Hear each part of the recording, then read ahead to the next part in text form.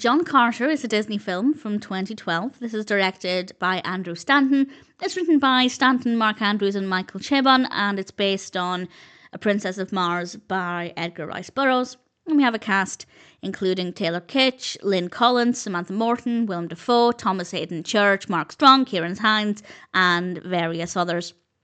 And I didn't love it, but it's not my kind of film, and I'll talk more about that in a moment. But certainly there are aspects about it that I can really praise. So I wasn't necessarily emotionally invested in it, but there were aspects that I was able to enjoy. I'll read the description from IMDb, as this is what I had going into it, and then I'll talk a little bit around about this. So IMDb says, a war-weary former army captain is inexplicably transported to Mars and reluctantly becomes embroiled in a conflict of epic proportions. There are several words there that don't appeal to me. Army captain, not that interested in army-based films. Obviously, this is not quite an army film, but that element didn't appeal to me.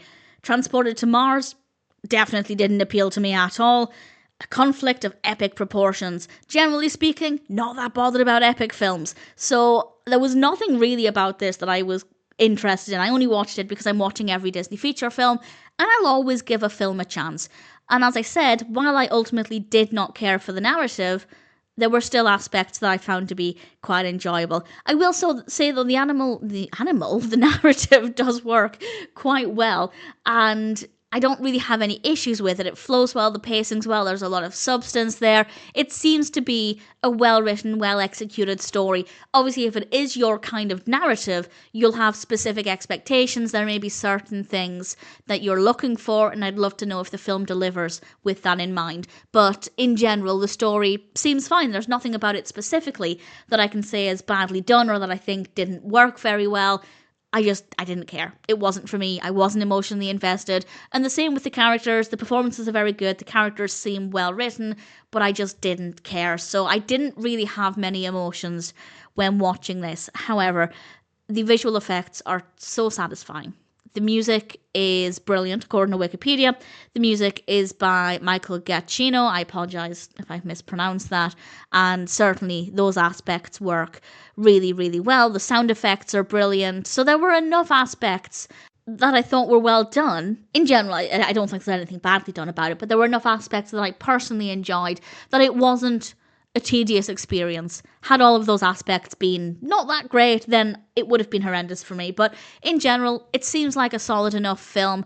And just for information, it has 6.6 out of 10 on IMDb across 296,000 reviews and ratings, which is a good score. That is a respectable score. So it seems like generally it's well received. If, like me, you're not really sure it's going to be for you, maybe give it a go because it's a quality film, but don't expect to love it. As I said, it didn't work for me. I wasn't expecting it to, and that's absolutely fine.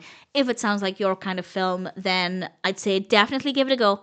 It's a solid experience in some ways, and if the narrative appeals to you, then there's a good chance, fingers crossed, that you will really like it. I'd love to know what you think of it. Honestly, I didn't care for it personally. Visually, it was very satisfying though, and I don't really have any complaints.